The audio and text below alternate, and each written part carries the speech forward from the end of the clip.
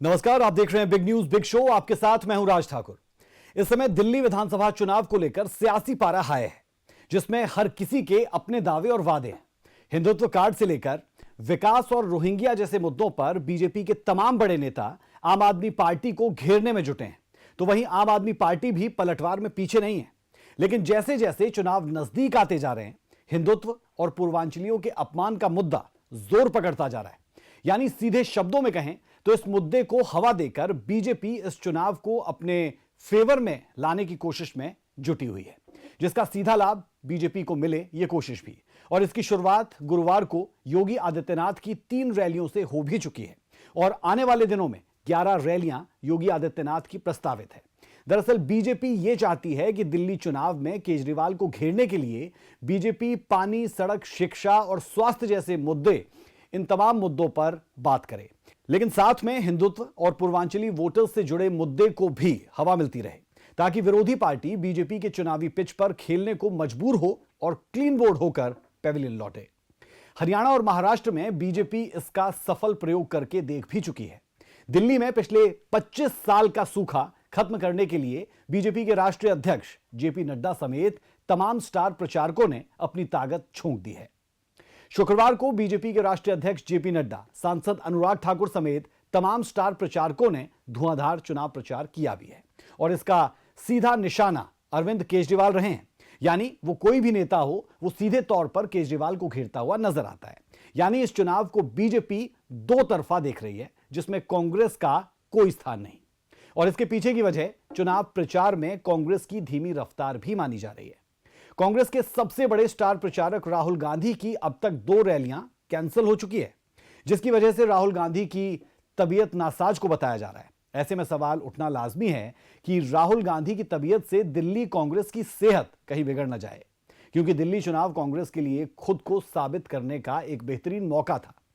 खैर, इन तमाम दावों, वादों और अटकलों के बीच सबसे बड़ी बात यह कि दिल्ली की जनता इस चुनाव को लेकर सोचती क्या है, तो इसकी पड़ताल भी सूर्या समाचार की टीम ने ग्राउंड पर जाकर की, जिसे हम आपको आगे दिखाएंगे। दिल्ली चुनाव से जुड़ी इन तमाम खबरों के बाद आम आदमी पार्टी के विधायक अमानतुल्ला के बेटे का एक वायरल वीडियो आपको दिखाएंगे, जिसमें वो दिल्ली पुलिस को अपने पिता का रौब दिखा रहे हैं। इसके बाद हमारी अगली खबर यूपी के प्रयागराज में आयोजित कुंभ से होगी, जिसमें अब तक करोड़ों लोग आस्था की डुबकी लगा चुके हैं। तो चलिए शुरू करेंगे बिग न्यूज बिग शो का सफर और दिखाएंगे आपको ये तमाम खबरें। तो आप कहीं मत जाइए, बने रहे हमारे साथ।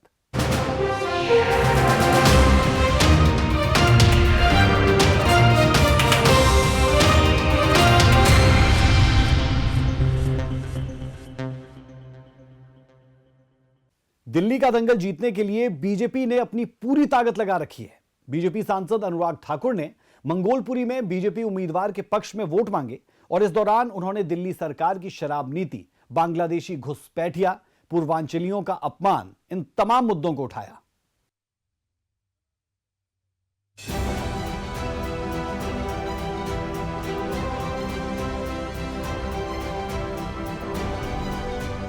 दिल्ली की सियासी पिच पर बीजेपी के स्टार प्रचारकों की धुआंधार बैटिंग जारी है।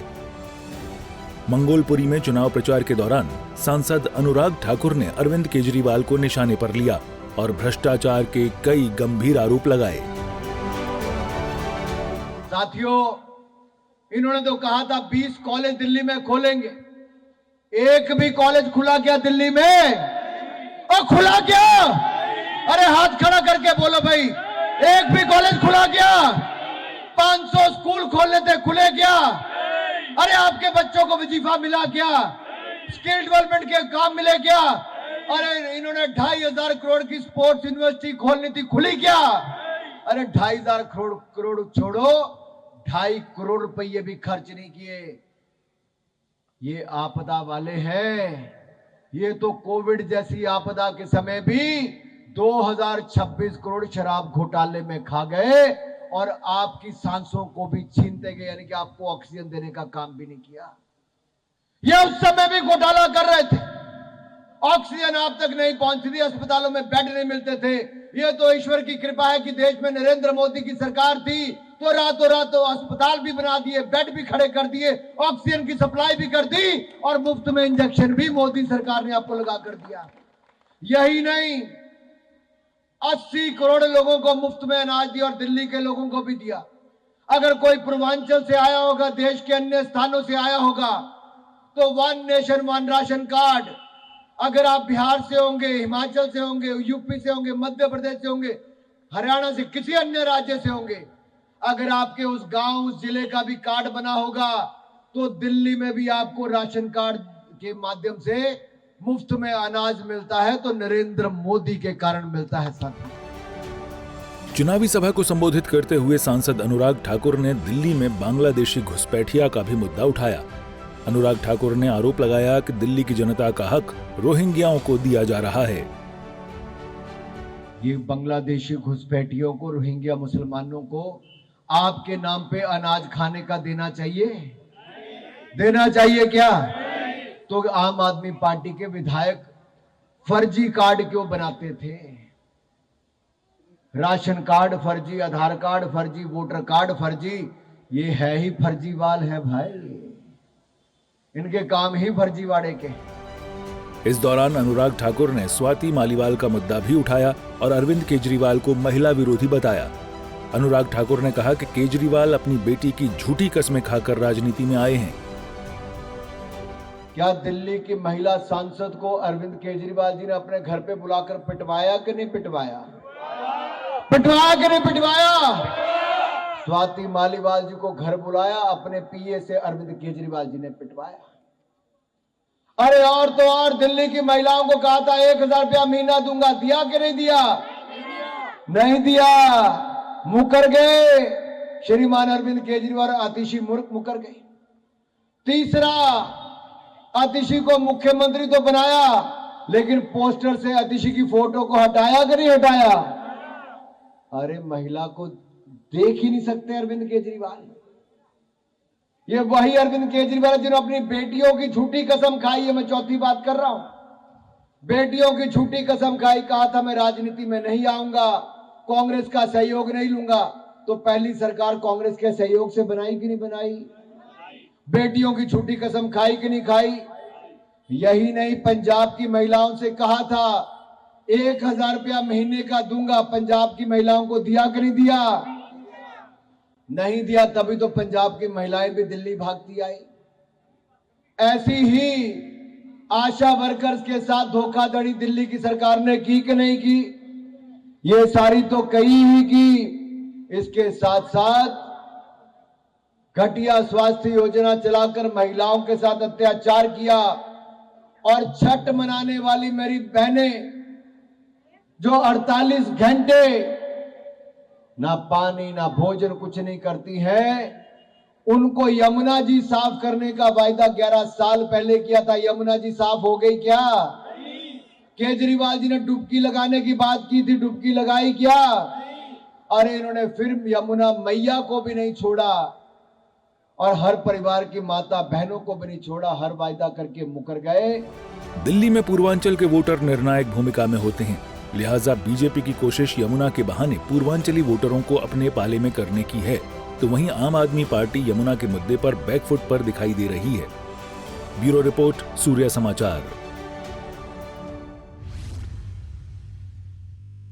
दिल्ली चुनाव को लेकर राजनीतिक दलों के दावों और वादों के इतर सवाल यह भी है कि दिल्ली की जनता इस चुनाव को लेकर सोचती क्या है।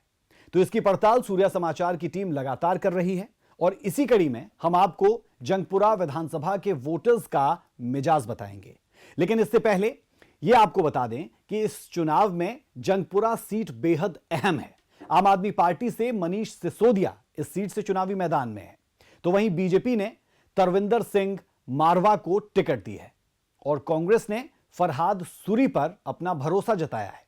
लेकिन यहां यह भी जानना बेहद जरूरी है कि मनीष सिसोदिया की दिल्ली सरकार में डिप्टी सीएम का कद रहा है और इन्होंने इस बार अपनी पुरानी सीट पड़पड़गंज को छोड़कर जंगपुरा से चुनाव लड़ने का फैसला किया है। ऐसे में जंगपुरा विधानसभा सीट मनीष सिसोदिया और आम आदमी पार्टी के लिए नाक का सवाल है।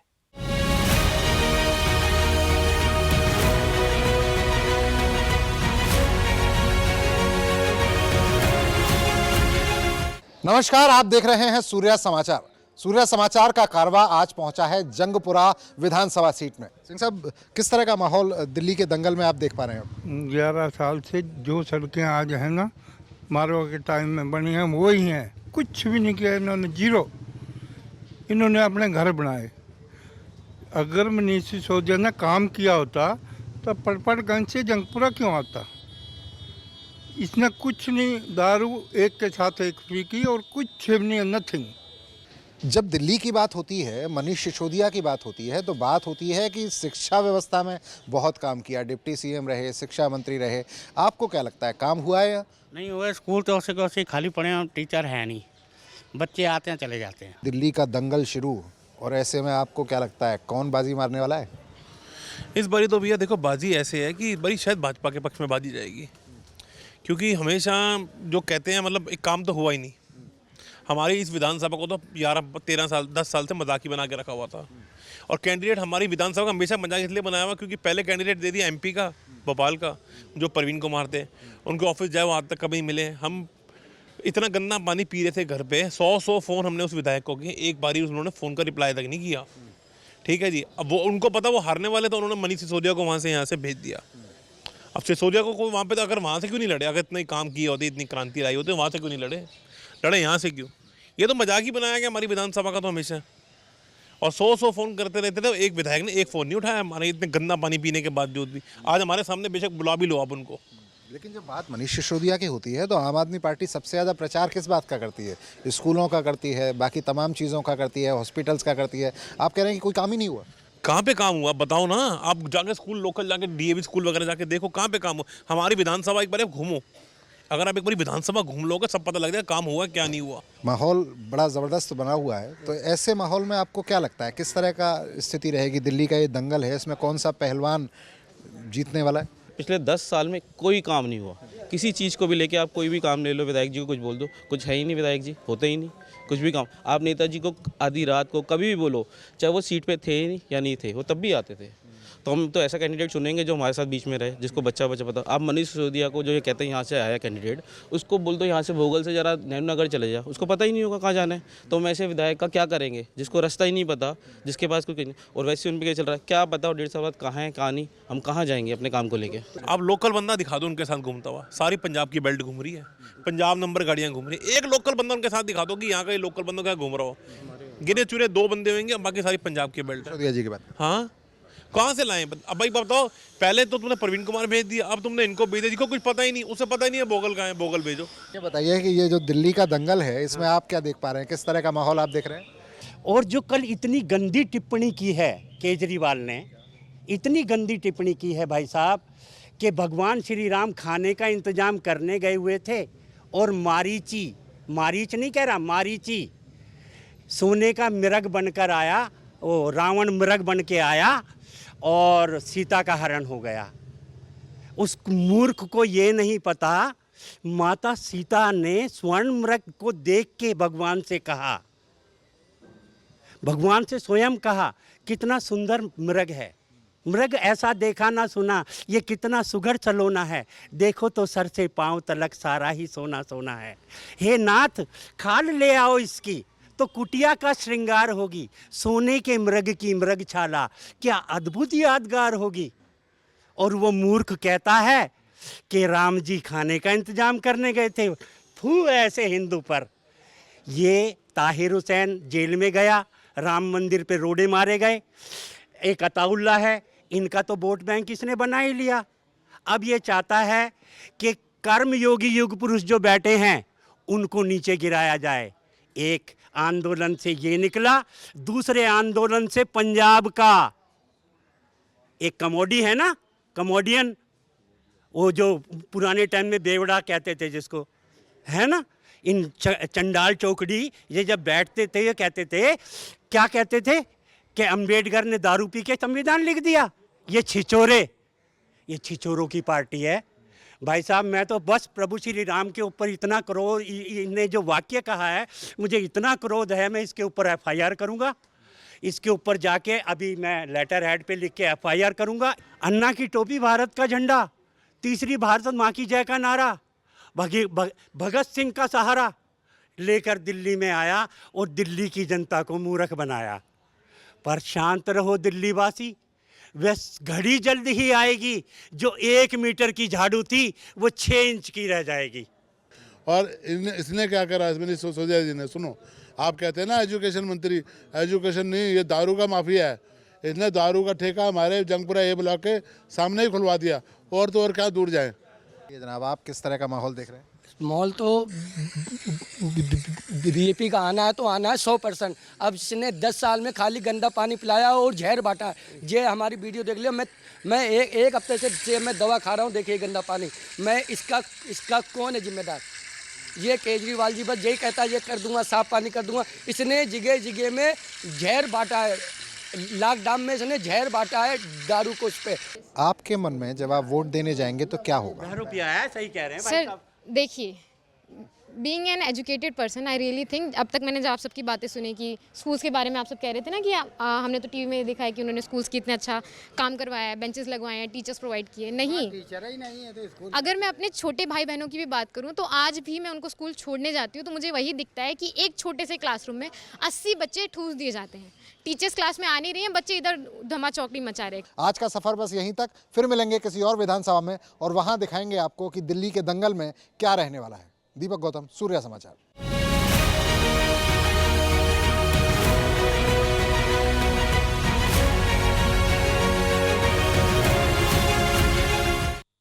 दिल्ली विधानसभा चुनाव की इन तमाम खबरों के बाद अब आपको आम आदमी पार्टी के पूर्व विधायक अमानतुल्लाह के बेटे का एक वीडियो दिखाते हैं। दरअसल ये वीडियो सोशल मीडिया पर खूब वायरल हो रहा है और उसका कारण है कि जब इन जनाब का चालान काटा गया तो ये जनाब पुलिस को धौंस दिखाते दिखे और बताते दिखे कि मेरे पिता विधायक रहे हैं। देखें जरा।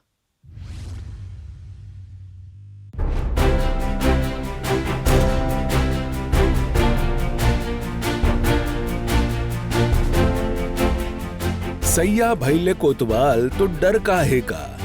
भोजपुरी फिल्म का ये फेमस डायलॉग दिल्ली में आम आदमी पार्टी के पूर्व विधायक अमानतुल्लाह के बेटे के सिर चढ़कर बोल रहा है। यकीन ना आए तो आप खुद सुनिए, फिर पूरा माजरा क्या है ये भी बताएंगे। उसे स्टार्ट करो एक बार। क्या हो गया? अरे स्टार्ट करो ना एक बार में। मॉडिफाइड साइलेंसर है तो क्या हो गया?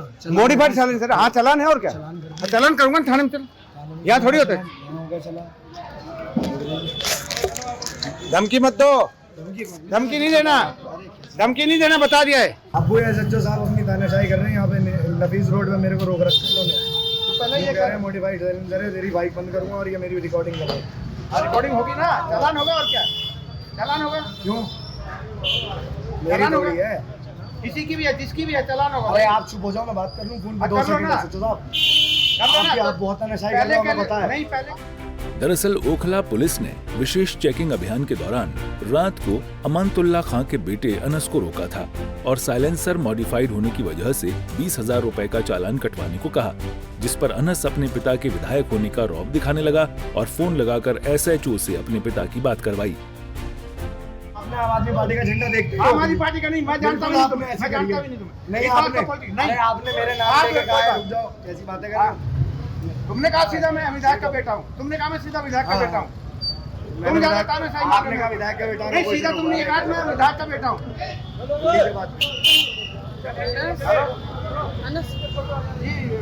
ये जो है ना मॉडिफाइड साइलेंसर है, मैंने गाड़ी मॉडिफाइड करवाई है। सीधा उन्होंने क्या हो गया, विधायक जी का बेटा हूँ। मगर भाई मैं कौन सा विधायक बोला? अंशु क्या नाम है? बाद में से नाम बताया, मैं तो पहचान भी नहीं रहा था इसको। नहीं, मैं जानता हूँ ना, इतने जब पब्लिक के भीड़ 50 आदमी इकट्ठे हो रहे हैं तो सीधा कह रहा है मैं विधायक का बेटा हूँ।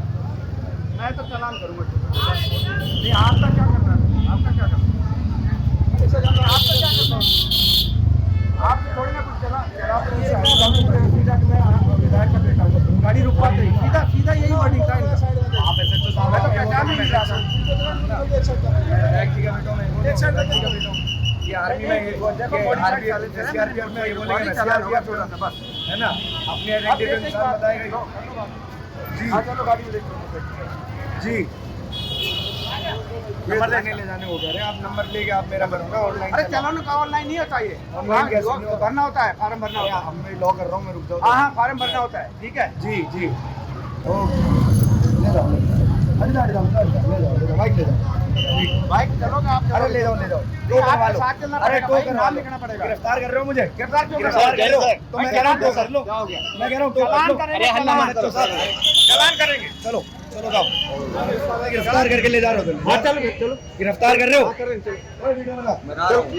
चलान होगा, चलान के साथ में आप मुझे मोटर व्हीकल एक्ट के खिलाफ चलान होगा हाँ, तुम्हारा। चलान नहीं, ये बताओ, एक्ट में चलान होगा। खत्म बात। अरे रुको, ठीक है। अरे मुल्ला जी 2 सेकंड, मोटर आप मुझे चलान होगा, चलान ये होगा, धमकी मत दो विधायक की तुम। अरे मैं विधायक की धमकी तो मत कहता दो, भाई आपके पास वीडियो है, विधायक की धमकी मत दो यहाँ आपके पर। पास मेरी वीडियो है, आप ये कहते हैं कैसे तुम्हें तो सुना आपने, पूर्व विधायक अमानतुल्लाह खां का बेटा अनस सीधे तौर पर अपने पिता के विधायक होने की धौंस दिखा रहा है,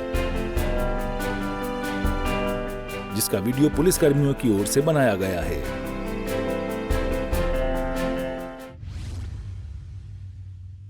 दिल्ली पुलिस को अपने पिता का रौब दिखाते पूर्व विधायक अमानतुल्लाह के बेटे का वीडियो आने के बाद कांग्रेस और बीजेपी दोनों के निशाने पर आम आदमी पार्टी है। कांग्रेस नेता पवन खेड़ा ने इस घटना पर हैरानी जताई, तो वहीं बीजेपी सांसद योगेंद्र चंदौलिया ने पुलिस के काम की सराहना भी कर दी। की गाड़ी जब्त की रश ड्राइविंग के अंदर और अपने बाप का नाम लेकर वो दिल्ली पुलिस से चले गए छूटकर। ये बढ़िया किया पुलिस ने उनकी गाड़ी को जब्त किया।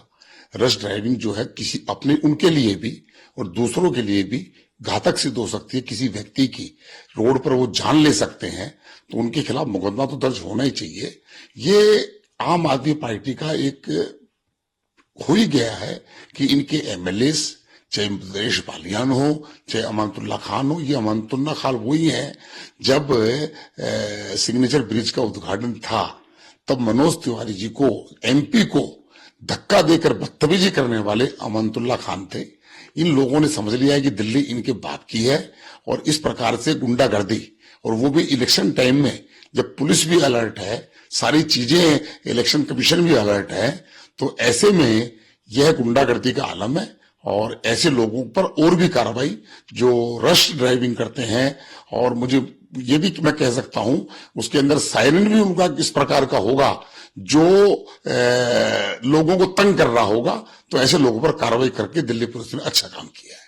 हैरान करने वाली बात है कि देश की राजधानी में सिर्फ रसूखदार के आप पुत्र हैं इसलिए आप कुछ भी कर सकते हैं, अपने पास बंदूक गोली रख सकते हैं, बुलेट रख सकते हैं। ये दिल्ली की परंपरा नहीं है। दिल्ली में ये वक्त बहुत पहले, बहुत दशकों पहले खत्म हो चुका है। ये फिर से इस तरह का वक्त हैरान करता है। और चलिए अब बात करेंगे संगम नगरी प्रयागराज की, जहां आयोजित महाकुंभ में आस्था का जनसैलाब उमड़ा। क्या आम क्या खास, हर कोई गंगा में डुबकी लगाकर खुद को धन्य महसूस कर रहा है। एक रिपोर्ट के मुताबिक अब तक 10 करोड़ से ज्यादा श्रद्धालु महाकुंभ में पवित्र स्नान कर चुके हैं। इनमें देश के रक्षा मंत्री राजनाथ सिंह, यूपी के मुख्यमंत्री योगी आदित्यनाथ और उनकी पूरी कैबिनेट शामिल है। यही नहीं, अरबपति बिजनेसमैन गौतम अडानी भी कुंभ में आस्था की डुबकी लगा चुके हैं। रिपोर्ट देखें।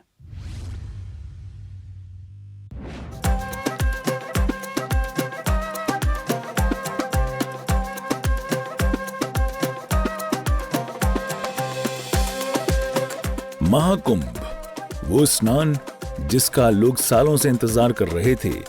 और इस बार महाकुंभ में कुछ ऐसा संयोग बना कि संगम नगरी में श्रद्धालुओं की भीड़ उमड़ पड़ी और उन्होंने आस्था की डुबकी लगाई, जिसमें सिर्फ साधु संत ही नहीं, राजनीति जगत, फिल्मी जगत, बिजनेस जगत और क्रिकेट जगत से भी कई हस्तियों ने डुबकी लगाई और योगी सरकार की जमकर प्रशंसा की।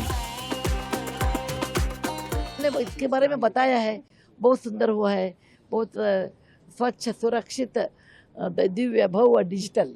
नहीं, मेरा पहला कुंभ है। मुझे लगता है सब गवर्नमेंट उनके राज्य में कुंभ होता है, नासिक में होता है, उज्जैन में होता है, बाद में हरिद्वार में होता है। हरिद्वार में हुआ तो उत्तरांचल में आता है क्या हरिद्वार? उत्तरांचल, ओके। सब गवर्नमेंट ये मॉडल फॉलो कर सकते हैं। बहुत अच्छा हुआ है। बहुत एक्साइटेड है, पूरे परिवार के साथ आए हैं हम, और देखना चाहेंगे कि महाकुंभ में कितनी सारी अरेंजमेंट्स की है, और जो हम इंस्टाग्राम या सोशल मीडिया पे देखते हैं वो वाकई है कि नहीं। और मुझे यकीन है कि इतने सारे शिविर हैं, इतने सारे प्रशासन ने सब सुविधाएं की है, तो वो सारी चीज़ें देखेंगे और ऑफ कोर्स गंगा स्नान करेंगे।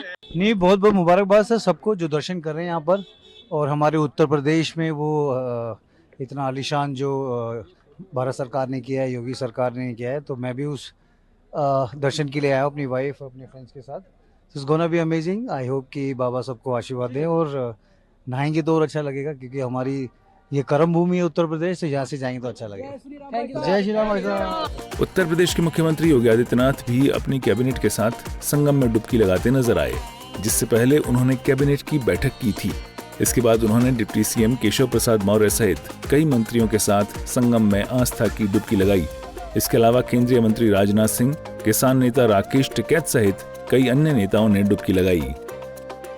मैं मानता हूं कि सचमुच ये मेरा सौभाग्य है कि परमात्मा ने वो अवसर प्रदान किया कि इस प्रयागराज के महाकुंभ, जो एक विशेष प्रकार का महाकुंभ है, वहां पर आकर और संगम में स्नान करके मैं स्वयं को बहुत ही कृतार्थ महसूस कर रहा हूं। और मैं मानता हूं कि भारतीय संस्कृति एवं सनातन धर्म की आध्यात्मिक अनुभूति का यह पर्व है, जो प्राचीन वैदिक खगोलीय गणना पर आधारित है। और यहाँ सभी जाति पंथ, यहाँ तक कि अनेक देशों के लोग भी एकात्मता भाव से आते हैं।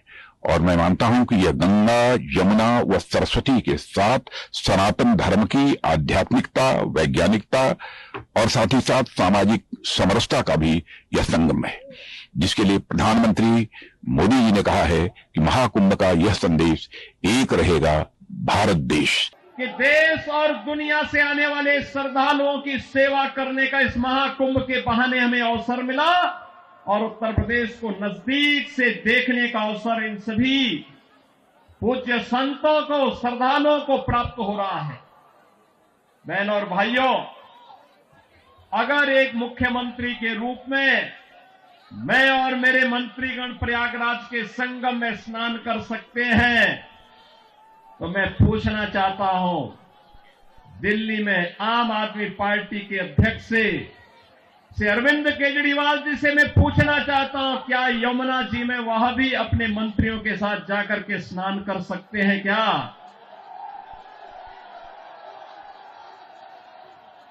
अगर उनमें नैतिक साहस है तो उनको इसका जवाब देना चाहिए। श्री अखिलेश यादव जी को मानसिक और दृष्टि दोनों दोष हो गया है, रोग हो गया है, उसका अच्छे से इलाज कराए। कुंभ के समय ऐसी बयान देना, यहाँ राजनीति करना बहुत गंदी बात है। और भगवान से यही प्रार्थना करूंगा गंगा मैया से कि उनको सद्बुद्धि दे, इस प्रकार का विकार उनके अंदर जो है और इस समय या तो समाप्त हो जाए या तो कहीं जाके इलाज कराएं। आपको बता दें कि महाकुंभ में अभी तक 10 करोड़ से अधिक श्रद्धालु डुबकी लगा चुके हैं, जिनकी संख्या आने वाले दिनों में और भी अधिक बढ़ सकती है, क्योंकि अभी तक सिर्फ 2 स्नान हुए हैं, जबकि 4 स्नान होना शेष है, जिसमें पहला 29 जनवरी यानी मौनी अमावस्या को होने वाला स्नान, 3 फरवरी बसंत पंचमी, 12 फरवरी माघ पूर्णिमा और 26 फरवरी महाशिवरात्रि है, जिस दिन श्रद्धालुओं की काफी संख्या में भीड़ उमड़ने की संभावना है। इसे लेकर प्रशासन भी अलर्ट मोड पर है। गौरतलब है कि महाकुंभ को लेकर प्रशासन ड्रोन कैमरे से चप्पे चप्पे पर नजर बनाए हुए है, जिससे किसी भी तरह की अनहोनी ना हो सके और जाने माने लोग आसानी से त्रिवेणी संगम में आस्था की डुबकी लगा सकें। ब्यूरो रिपोर्ट, सूर्य समाचार। तो बिग न्यूज बिग शो में हमने कोशिश की आपको वो खबरें दिखाने की जो आपके लिए जानना बेहद जरूरी। अभी के लिए मुझे और मेरी पूरी टीम को दें इजाजत। खबरों का सिलसिला सूर्य समाचार पर बदस्तूर जारी है। नमस्कार।